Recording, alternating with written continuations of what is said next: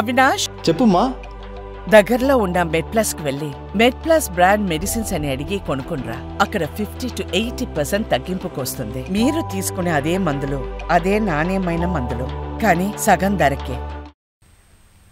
మరాఠా ప్రజలు మహాయుత్కే జై కొట్టారు. పార్లమెంట్ ఎన్నికల్లో ఎన్డీఏ సర్కారుకు షాక్ ఇచ్చిన 6 నెలలు తిరగకముందే అసెంబ్లీ ఎన్నికల్లో అఖండ మెజార్టీతో ఆశీర్వదించారు.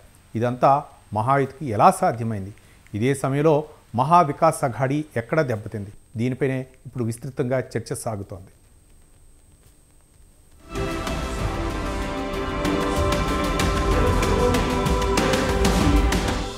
నువ్వా నేనా అన్నట్లుగా సాగిన మహారాష్ట్ర ఎన్నికల్లో ప్రజలు మహాయుత్కే పట్టం కట్టారు. బంపర్ మెజార్టీతో అధికారాన్ని అప్పగించారు. ఫలితంగా మహా వికాస్ అఘాడీ కూటమికి నిరాశ తప్పలేదు.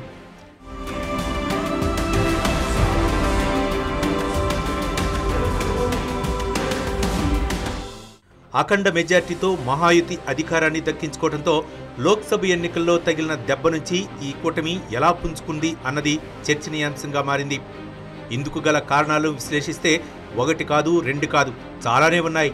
ప్రధానంగా ఓబీసీ ఓట్ల సమీకరణ, ఆకర్షణీయమైన సంక్షేమ పథకాలు, మహిళల ఓట్లు మహాయుతి కూటమి విజయంలో ప్రధాన పాత్ర పోషించాయి.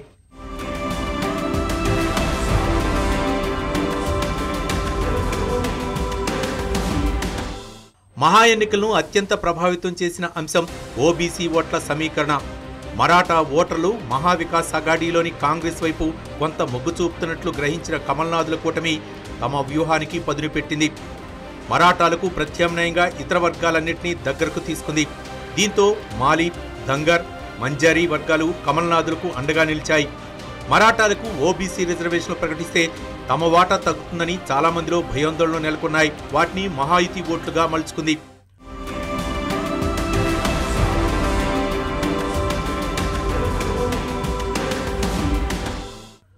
విదర్భలో మెజార్టీ స్థానాలు గెలిస్తే మహారాష్ట్రలో అధికారం సాధించినట్లేనన్న ప్రచారం ఉంది. 11 జిల్లాలున్న విదర్భ ప్రాంతంలో మొత్తం 62 అసెంబ్లీ స్థానాలున్నాయి. గత కొన్నేళ్లుగా ఆధిపత్యం ప్రదర్శిస్తున్న బీజేపీ 2019లో మాత్రం ఇక్కడ దెబ్బతింది. కానీ ఈసారి మాత్రం ఆ పరిస్థితిని అధిగమించింది కూటమి. 40 సీట్లలో ఇక్కడ విజయం సాధించింది.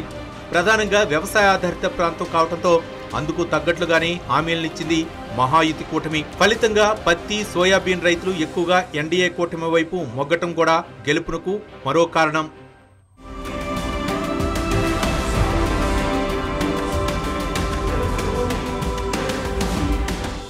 మహాయుతి గెలుపునకు లక్కీ బెహన్ పథకం ప్రధాన కారణమని చెప్పాలి. ఇప్పటికే 1500 రూపాయలు నేరుగా ఖాతాదారులకు వేయడంతో లబ్ధిదారులు మహాయుతి వైపు నిలిచారు. ఈసారి ఈ మొత్తాన్ని 2100 రూపాయలకు పెంచుతామనటం ప్లస్గా మారింది. ఈ పథకం వల్ల అత్యధికంగా ప్రయోజనం పొందిన పూణే, థానే, నాసిక్, నాగపూర్, షోలాపూర్ జిల్లాల్లో మహిళలు భారీగా ఓటింగ్లో పాల్గొనడంతో మహాయుతి గెలుపు సులువైంది.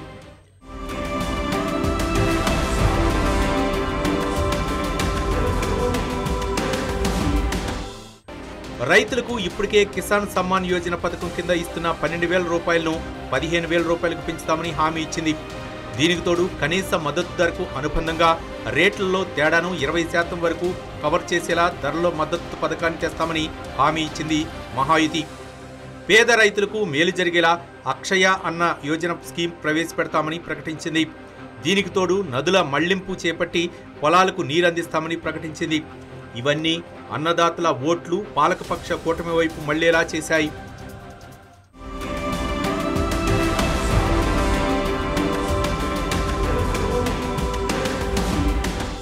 ఉల్లి అంశం కూడా పెను ప్రభావం చూపింది. అయితే సరైన సమయంలో చర్యలు తీసుకోవడంతో మహాయుతి అనుకూలంగా పరిస్థితి మారింది.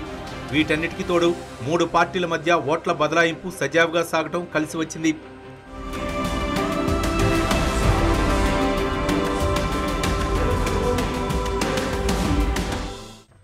ఇదే సమయంలో మహా వికాస్ అఘాడీ కూటమి ఎన్నికల్లో ఘోరంగా దెబ్బతినడానికి కొన్ని కారణాలు కనిపిస్తున్నాయి. వాటిలో ఒకటి సీట్ల సర్దుబాటు వేళ తలెత్తిన విభేదాలు అని చెప్పాలి. కాంగ్రెస్ నిర్ణయాలకు ఢిల్లీ అనుమతులు ఉండాలంటూ సంజయ్ రౌత్ విమర్శించడం, అందుకు ప్రతిగా అస్సాం నేత నానా పటేలే స్పందించడం ఇద్దరి మధ్య ఓట్ల బదిలీని సజావుగా సాగకుండా చేస్తాయన్న టాక్ వినిపిస్తోంది.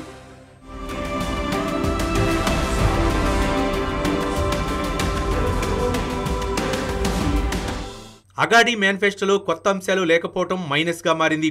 ఇందులో ఉన్న చాలా అంశాలు మహాయుతి నుంచి స్ఫూర్తి పొంది తీసుకొచ్చినవి కావటం దెబ్బతీసిందన్న మాట వినిపిస్తోంది. లక్కీ బెహాన్ప్ లాంటి పథకాన్ని రూపొందించడంలో అగాడి నేతలు వెనుకబడ్డారు. ఫలితంగా మహిళా ఓటర్లు దూరమయ్యారు.